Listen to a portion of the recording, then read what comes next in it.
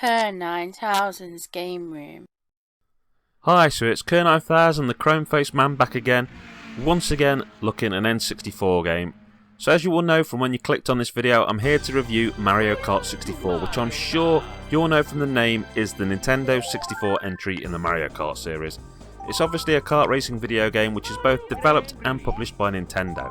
It's the second entry to the Mario Kart series, and it's the direct successor to Super Mario Kart, which came out in 1992 for the Super Nintendo Entertainment System and is a game I've previously reviewed and enjoyed no end.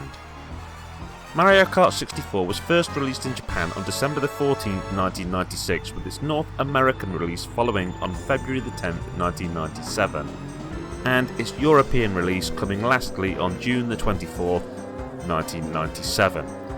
As a Brit, we always got stuff bloody last. That was simply the way it was. Thank goodness nowadays it's usually not so bad.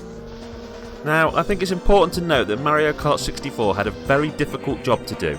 The original Mario Kart felt like it had come out of nowhere. The whole Mario in a racing game thing was a huge surprise back then. Something that people at first felt a little unsure about. And they didn't know whether it would work or not. People literally thought that Nintendo had lost their minds. This was Mario, the star of platformers. Yeah, sure. He'd been the referee in a boxing match in Punch-Out, or appeared to be the umpire in tennis and a little side roll here and there, but what the hell was he doing getting in a go-kart? What he was doing was making shocking video game history. That's exactly what he was doing.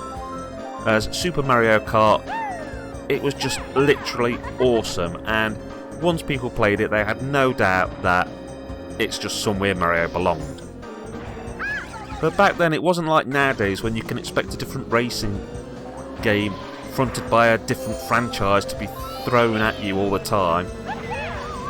Every year there's some character thrown at you in a kart racing game and you just shrug and go, oh well, I suppose Sonic and Hello Kitty had their turn. So, yeah, Ben 10's decided to jump in a go-kart, yeah. The list of characters who've been shoehorned into races is now so long I could just start making them up and most people would probably just nod along and go, yeah, oh yeah, Mr. Blobby returns kart racing, oh yeah, that sounds plausible. Literally, you could name any franchise and I would not be shocked if they ended up in a car, boat, hovercraft, slapped on the Switch. But basically it was Mario Kart 64's job to show that the original Mario Kart wasn't just a lucky mistake, and that it was the blueprint for a future franchise which had real legs to it. Something we'd end up playing future versions of with our kids, our nieces, our nephews, maybe even one day with our grandkids. And, of course, as a byproduct, it also paved the way for the above mentioned slew of copycats. A lot of what made the original Mario Kart so fun remains buried in the DNA of this sequel, but there are various changes from the original. These include the move to polygon-based true 3D computer graphics for the track design, and multiplayer being increased from being for 2 players to offering support for up to 4. The move to 3-dimensional graphics allowed for track features that simply were not possible with the original SNES's Mode 7 graphics. These include changes in elevation. Something that will be instantly noticed is that in the one-player mode the player's view takes up the whole screen. In Mario Kart for the SNES, half of your screen was used for the game screen, with the other half being used to show your place on a course map. Now, what do I think of Mario Kart 64? Yeah, it's an absolutely groundbreaking title. When it came out, it was amazing. The graphics were great, the sound was amazing, the gameplay was cool, and it was hard to take it out of your N64 kart slot. It was one of my absolute favourite games on that system. However, and this is where I feel a little bit bad for giving it a kick in, I just don't think it's lived up quite as much as the SNES version has. Yes, it's decent, but I think the SNES version, it just controls better. It's easier to skid, and I just find like doing the time trial and getting better times more satisfying. And I just think the SNES version makes a more classic, returnable game. That's just how I feel. But that is equally true of a lot of games from this point in time.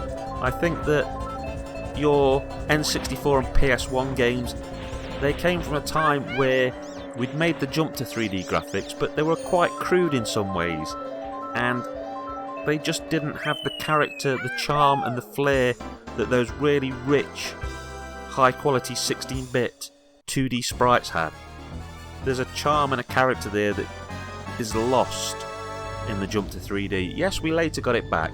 If you go to something like the GameCube Mario Kart, you'll see 3D eventually caught up with the feel and the charm.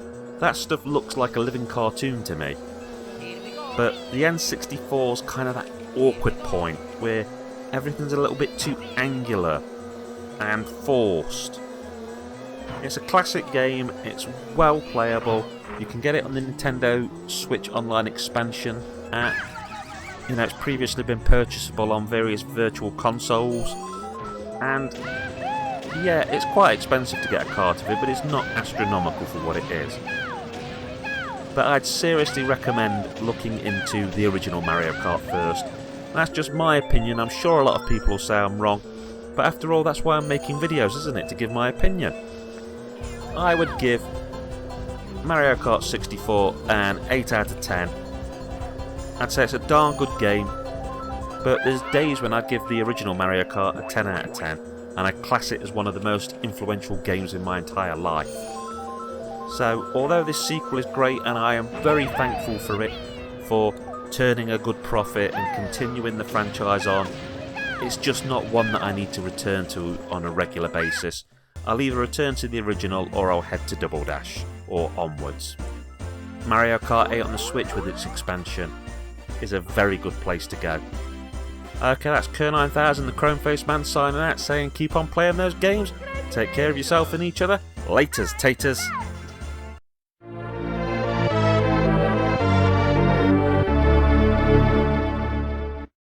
A Squaffy Bear production. Hi, it's KERR9000. Thank you for checking out my video and for making it to the end. If you'd like to subscribe, then there'll be a little thing for you to click on right near the end. And you'll also see a link to one of my videos and one of my playlists. I make reviews of horror films, both modern and retro video game reviews, science fiction film reviews, and all kinds of other stuff. I even show off some of my collection. You can also find me on the Retro Gamer Unofficial Forum, which is a great place for retro gaming chat, and it keeps on growing every day. It's well worth checking out. Once again, thank you very much and have a great rest of your day. Take care. Bye.